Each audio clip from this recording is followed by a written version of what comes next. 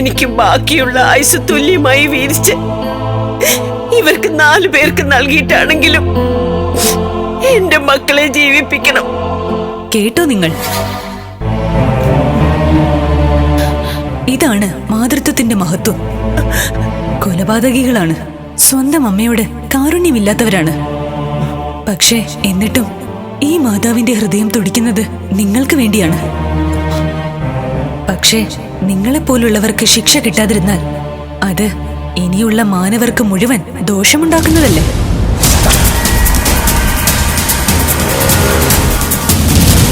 കൺമുന്നിലേക്ക് ആദ്യം വന്നപ്പോ ദേവി ചൈതന്യം തന്നെ എനിക്ക് തോന്നിയത്. ദേശമംഗലത്ത് അമ്മയോടുള്ള എന്റെ പ്രാർത്ഥനയാണ്. അമ്മയുടെ കാരുണ്യത്താൽ എന്റെ മക്കളെയും വീടുമോളെയും തിരിച്ചു തരണം. ഭദ്രേ, ജീവിക്കാൻ ഒരു അവസരം കിട്ടുകയാണെങ്കിൽ അത് അമ്മയുടെ പാദസേവയ്ക്ക് മാത്രമേ ഞങ്ങൾ ഉപയോഗിക്കുള്ളൂ. പണത്തിനോടും സമ്പത്തിനോടും ഒരിക്കലും ഞങ്ങൾ ആർത്തി കാണിക്കില്ല. സത്യം. ജീവിക്കാനൊരു അവസരം തന്നിട്ട് ഒരു ചെറിയ തെറ്റെങ്കിലും ഞങ്ങളുടെ ഭാഗത്തുനിന്ന് വന്നാൽ അത് പിൻവലിച്ചോളൂ. ഞങ്ങൾക്കെല്ലാം ബോധ്യമായി. പണത്തിന് വേണ്ടി ഏറ്റവും പ്രിയപ്പെട്ടതൊക്കെ തന്നെയാണ് ഞങ്ങൾ തല്ലി ഉടച്ചത്. അതൊക്കെ ശാശ്വതമല്ലെന്ന് ഞങ്ങൾക്ക് ബോധ്യമായി. അവിടത്തേക്ക് മാത്രമേ ഇനി ഞങ്ങൾ രക്ഷിക്കാൻ സാധിക്കൂ. ഇവർ ജീവിച്ചിരിക്കണമെന്ന് അമ്മയ്ക്ക് നിർബന്ധം തന്നെയാണോ? അതെ. എന്റെ കണ്ണടയുമ്പോ എന്റെ മക്കളെല്ലാം എന്റെ അടുത്ത് തന്നെ ഉണ്ടാവണം. തിരുത്താൻ അവസരം ചോദിക്കുന്നവർക്ക് അത് നൽകേണ്ടത് തന്നെയാണ്. പക്ഷേ എനിക്ക് നിങ്ങളെ രക്ഷിക്കാൻ സാധിക്കില്ല. അത് സാധിക്കുക വീണയ്ക്ക് മാത്രമാണ്.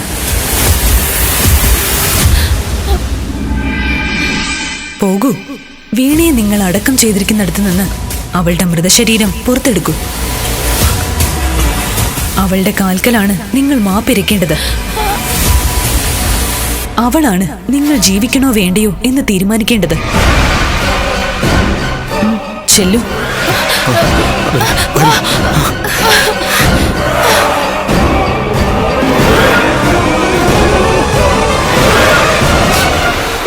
എന്റെ കുഞ്ഞ്.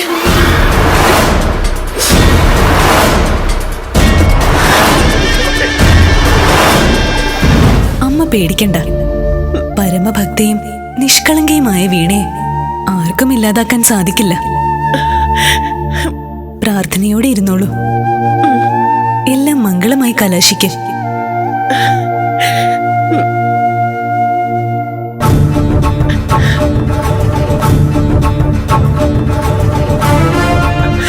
ഭദ്രേ,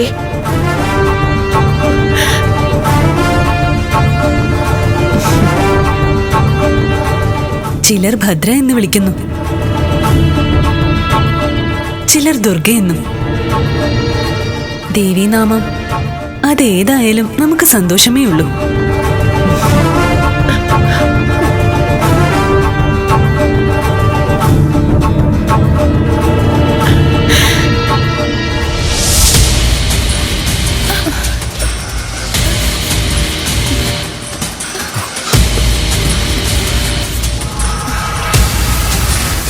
പെട്ടെന്ന് വാ.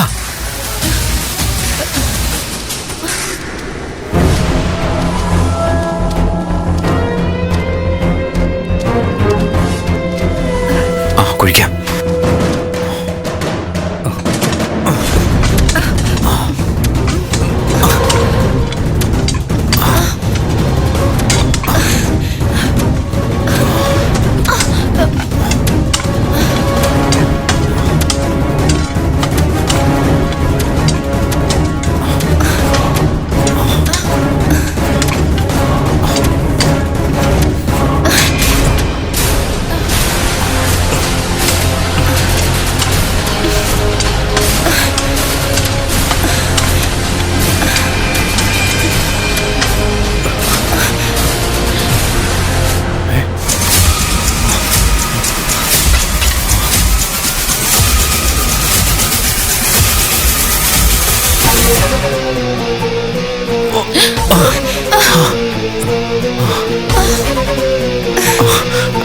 മോളെ വീണേ, ഇളയച്ചമാർക്ക് ഇനിയുള്ള രക്ഷ നീ മാത്രമാണ്.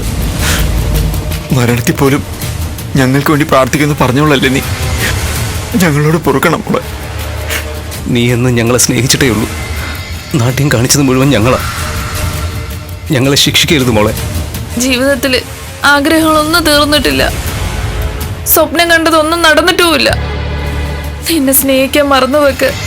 നിന്റെ ആത്മാവിനെ സ്നേഹിച്ച് ഞങ്ങൾ കടം വീട്ടിക്കോളാം. ഒരിക്കലും ആരും പൊറുക്കാത്ത തെറ്റാണ് ഞങ്ങൾ ചെയ്തത്. പകുതി പ്രാണനെ ഇനി ഞങ്ങൾക്കുള്ളൂ. ഞങ്ങളെ രക്ഷിക്കും മോളെ.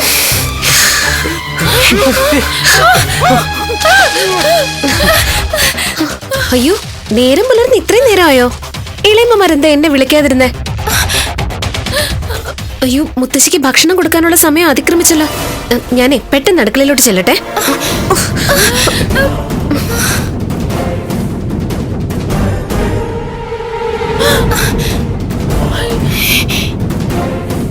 ഇത് ദേവി മഹാമായയുടെ ശക്തിയാ. അവളുടെ പ്രാർത്ഥനയുടെ ശക്തിയാ. നമ്മള് കൈകൂപ്പി വിളിക്കേണ്ടത് ആ ദേവിയെ തന്നെയാ. അമ്മേ ഭഗവതി, ഭഗവതി, അമ്മേ ഭഗവതി, അമ്മേ ഭഗവതി, ഭഗവതി, ദേവി. അമ്മേ ഭഗവതി. പരീക്ഷണങ്ങൾ ഉദാത്തം, തിരുത്തലുകൾ അതിനേക്കാൾ കേമം. സംഹാരരുദ്രയാവാതെ ഇത്രയും ശാന്തമായി ഇക്കാര്യങ്ങൾ പരിഹരിക്കാൻ ദേവിക്ക് മാത്രമേ സാധിക്കൂ. പരമഭക്തയായ വീണയെ ഒന്ന് തൊടാൻ പോലും അവർക്ക് സാധിച്ചിട്ടില്ല. വീണയ്ക്ക് നാം അനുവദിച്ചത് അല്പം നീണ്ട ഒരു സുഖനിദ്രയാണ്. അവൾ നന്നായി ഉറങ്ങി. അതുവരെ അവർ കണ്ടതൊക്കെ മായ അല്ലേ? അതെ ഭഗവാൻ, അവരൊരു മായാലോകത്തായിരുന്നു. അവിടെ സമ്പത്തിന്റെയും സൗഭാഗ്യത്തിന്റെയും കണക്കുകൾ മാത്രമായിരുന്നു അവർ എണ്ണിക്കൊണ്ടിരുന്നത്. പക്ഷെ ഇപ്പോൾ അവരെല്ലാം തിരുത്തിയിരിക്കുന്നു.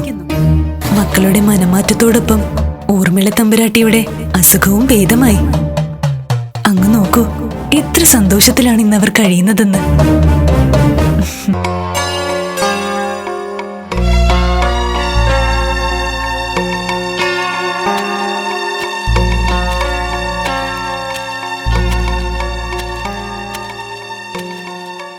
കുഞ്ഞിപ്പെണ്ണെ, പോവണ്ടേ നമുക്ക്? അച്ഛനെ കാണുന്നില്ലല്ലോ അമ്മേ. ഞാൻ അച്ഛൻ വന്നിട്ട് വരാം. അച്ഛൻ വരും. മോള് കാലത്തൊന്നും കഴിച്ചില്ലല്ലോ. വാ. ഞാൻ അച്ഛൻ വന്നിട്ട് അച്ഛൻ്റെ കൂടെ കഴിച്ചോളാം. അതെന്തോ അമ്മേ ഇന്നലെ രാത്രി അച്ഛൻ വരാത്തത്? എന്നും വരുന്നതല്ലേ? എനിക്കറിഞ്ഞൂടെ മോളെ. കാട്ടിൽ ചിലപ്പോ കനത്ത മഴയുണ്ടാവും. പാറക്കൂട്ടങ്ങളൊക്കെ തകർന്നു വീഴുന്നത് കണ്ടപ്പോ എവിടെയെങ്കിലും ഒതുങ്ങി ഇരുന്നിട്ടുണ്ടാവും. അയ്യോ, അപ്പൊ പാറക്കല്ലുകൾ അച്ഛന്റെ ദേഹത്ത് വീഴില്ലേ? ഇല്ല മോളെ, അതൊക്കെ ഉണ്ടാവുമ്പോ അത് മുൻകൂട്ടി അറിയാനും അതിൽ നിന്ന് രക്ഷപ്പെടാനും അച്ഛനും കൂട്ടർക്കും അറിയാലോ. കാട്ടിന്റെ അകത്ത് ഒരുപാട് ദൂരേക്ക് പോയിട്ട് നല്ലൊരു മണമുള്ള പൂവുണ്ടെന്ന് അച്ഛൻ പറഞ്ഞു. ഭയങ്കര പാടാ അതെടുക്കാൻ. പക്ഷെ അത് എനിക്ക് വേണ്ടി എടുത്തിട്ടേ വരുമെന്ന് അച്ഛൻ വാക്കു പറഞ്ഞു. അച്ഛൻ അത് എടുക്കുമോ അമ്മേ? കുഞ്ഞിയോട് പറഞ്ഞ വാക്കുകൾ അച്ഛൻ അതുപോലെ ചെയ്യുമല്ലോ. കുഞ്ഞിയെ അത്രയ്ക്ക് ഇഷ്ടമല്ലേ അച്ഛന്? എനിക്കും ഒരുപാട് ഇഷ്ടം അച്ഛനെ. ദൈവത്തിന് പോലെ.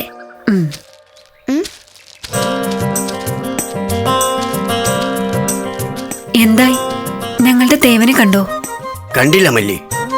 ഞങ്ങള് കാടായ കാട് മുഴുവൻ തിരഞ്ഞു, അവിടെ എങ്ങും തേവനില്ല. പിന്നെ ഞങ്ങളിങ്ങ് പോന്നു. തേവൻ ഉൾക്കാട്ടിലേക്ക് കയറിയിട്ടുണ്ടാവുന്ന ഞങ്ങൾക്ക് തോന്നുന്നു. അച്ഛൻ എന്തിനാ ഉൾക്കാട്ടിലേക്ക് കയറിയെന്നറിയോ? ആ മണമുള്ള പൂ പറിക്കാനാ എനിക്ക് തരാൻ. കുഞ്ഞിപ്പൊണ്ണൊരു കാര്യം മോഹിച്ചാൽ അത് കിട്ടാണ്ട് തേവൻ അടങ്ങില്ലല്ലോ. അപ്പോ അവൻ ഉൾക്കാട്ടിൽ തന്നെ ഉണ്ടാവും. ഞങ്ങൾ അവനെ കണ്ടെത്തിക്കൊള്ളാം. നിങ്ങൾ ഇവിടെ ഇരുന്നിട്ട് ഒരു കാര്യവുമില്ല മല്ലി. മോളെയും കൂട്ടി കുടിയിലേക്ക് പൊയ്ക്കോ. എന്നാല് ഞങ്ങൾ ഉൾക്കാട്ടിൽ ഒന്നുകൂടി തിരഞ്ഞു നോക്കാം. ആ, നടക്കി. അവര് പറഞ്ഞത് കേട്ടില്ലേ മോളെ? ഇനി മൂപ്പനൊക്കെ ഉൾക്കാട്ടിലെത്തണം. അച്ഛനെ കണ്ടുപിടിക്കണം, കൂട്ടിക്കൊണ്ടും വരണം. അതിനൊക്കെ ഒരുപാട് നേരവും. സാരമില്ല, പറയണത് കേൾക്കും മോളെ. അച്ഛൻ വന്നാ ആദ്യം എന്താ ചോദിക്കുക? കുഞ്ഞിപ്പെണ്ണ് ഭക്ഷണം കഴിച്ചോന്ന്. ഇല്ലാന്ന് പറഞ്ഞാ അച്ഛന് വിഷമാവില്ലേ? അമ്മയോട് ദേഷ്യപ്പെടില്ലേ? മോള് വാ, നമുക്ക് കുടിയിൽ പോയിട്ട് തിന്നാനുള്ളതൊക്കെ തിന്നിട്ട് അച്ഛനെ കാത്തിരിക്കാം. അച്ഛൻ കുറച്ചു കഴിഞ്ഞ് വരുമ്പോഴത്തേക്കും നമുക്കെല്ലാം തയ്യാറാക്കി വെക്കാം. വാ വാ കുഞ്ഞി, കുഞ്ഞി. ആ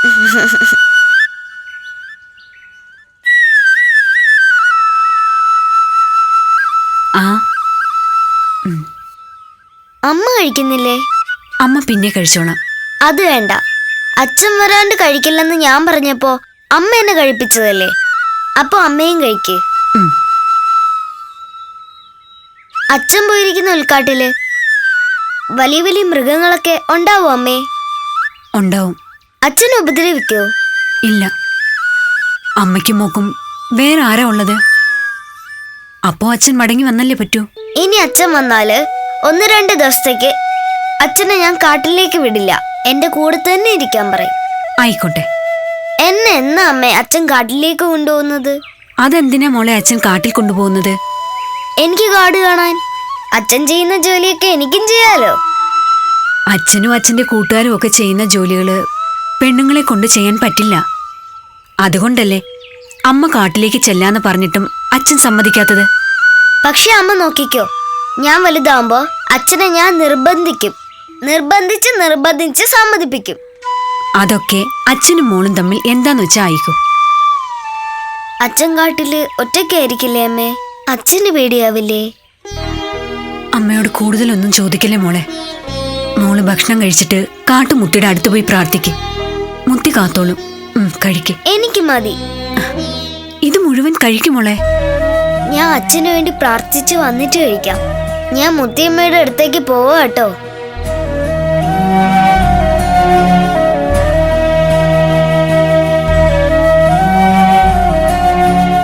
എന്റെ ദേവി, ഒന്നും വരുത്തല്ലേ.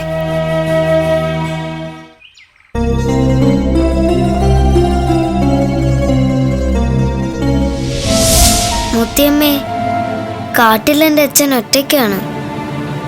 അച്ഛനെ വേഗം കൊണ്ടുവരണേ. എന്റെ അച്ഛൻ ഒന്നും വരുത്തരുതേ മുത്തിയമ്മേ.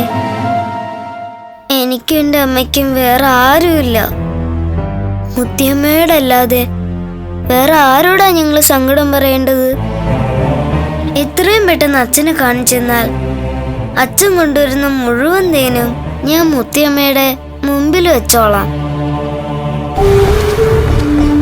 മല്ലി മല്ലി മല്ലി മല്ലിപ്പണ്ണേ,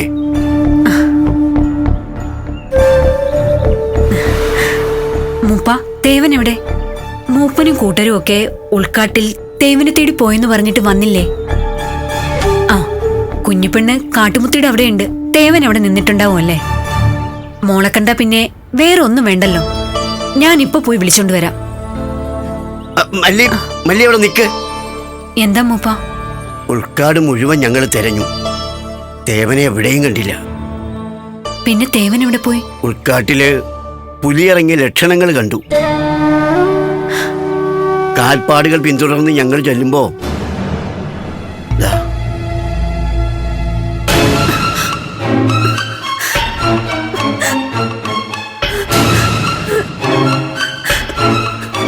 ഇത് തേവന്റെതാ മൂപ്പ.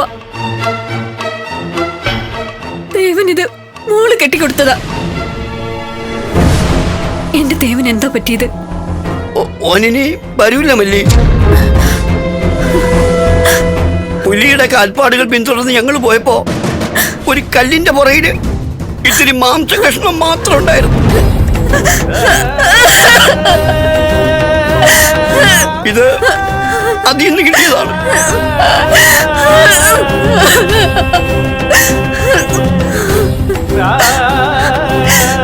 ഉൾക്കാട്ടിലേക്ക് പോവില്ലെന്ന് എത്ര തവണ ഞാൻ പറഞ്ഞതാണ്.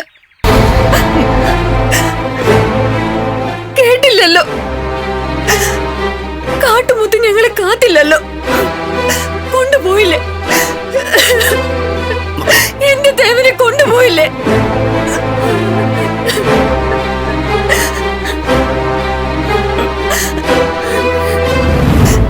ഞാനും എന്റെ മോളും ഇനി എന്ത് ചെയ്യും? ഞങ്ങൾക്കിനി ആരുണ്ട് മൂപ്പ? പൊന്നുപോലെ നോക്കിയതല്ലേ ഞങ്ങളെ. എന്റെ മോളോട് ഞാൻ ഇനി എന്ത് പറയും?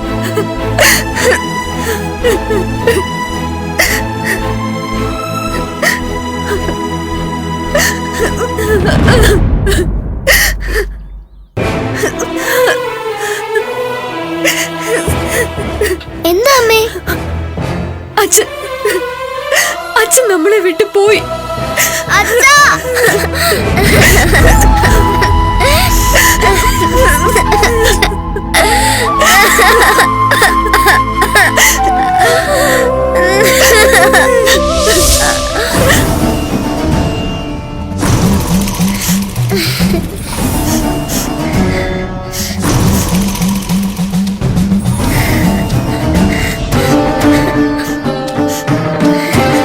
കുഞ്ഞി, ഇതെന്ത് ഇരിപ്പാ മോളെ? എന്തെങ്കിലും കഴിച്ചിട്ട് എത്ര ദിവസമായി? നമുക്ക് ചാവാമേ. അച്ഛനില്ലാതെ നമുക്ക് ജീവിക്കണ്ട. കാട്ടുമുത്തിയുടെ അടുത്ത് ഞാൻ അതാ പറഞ്ഞുകൊണ്ടിരിക്കുന്നത്, നമ്മളെ കൊല്ലാൻ. കഴിക്കാനൊന്നുമില്ല. അമ്മയുടെ പൊന്നുമോള് ഇച്ചിരി വെള്ളമെങ്കിലും കുടിക്കേ. എനിക്ക് വേണ്ടമ്മേ. കുടിക്കേ.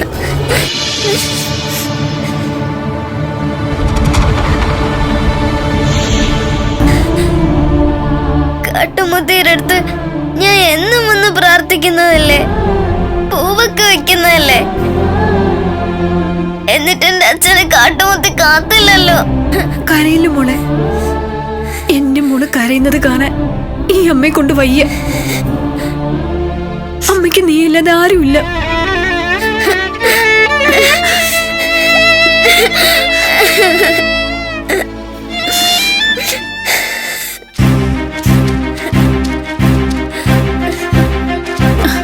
മല്ലി,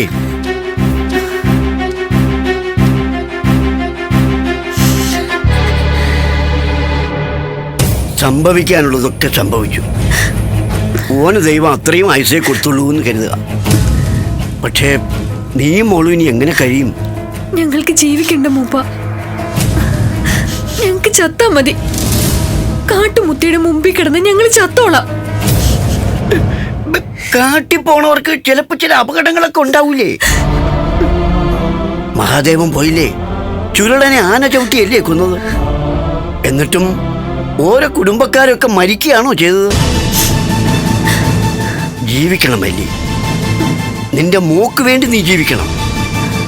എനിക്ക് ജീവിക്കണ്ട. എനിക്ക് എന്റെ അച്ഛനടുത്ത് പോയാ മതി. മല്ലി, കുഞ്ഞുങ്ങൾ അങ്ങനെ പല വാശിയും പറയും. പക്ഷേ ഇവളെ മരണത്തിന് വിട്ടുകൊടുക്കാൻ നിന്നെ കൊണ്ട് പറ്റുമോ? നീ പെറ്റതല്ലേ മോളെ ഇവളെ? ആ, ഇവിടെ എന്തെങ്കിലും പണിയെടുത്ത് കഴിയാമെന്ന് വെച്ചാല് പെണ്ണായ നിന്നെ കൊണ്ടതിന് പറ്റുകയില്ല. ആ, നീ ഒരു കാര്യം ചെയ്യും, കാട് വിട്, ഏതെങ്കിലും നാട്ടിലേക്ക് വെക്കോ. അവിടെ നിനക്ക് പറ്റിയ പണി എന്തെങ്കിലും ഉണ്ടാവും. ഞാൻ എവിടേക്ക് പോവാനാണ് മൂപ്പ?